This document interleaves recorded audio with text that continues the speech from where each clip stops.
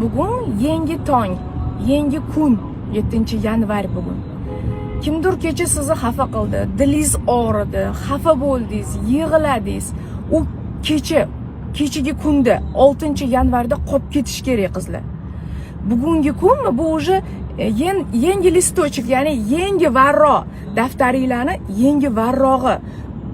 Bugun ertalabdan kayfiyatinglar, planlaringlar, maqsadlaringlar kechagi emas, уже bugungi.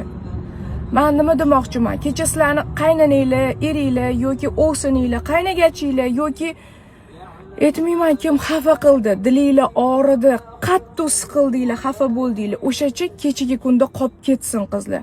Bu narsani ichinglarda olib yurib, o'ylayverib, siqilib, xafa bo'lib yurmanglar. Bu o'zingizlarga minus.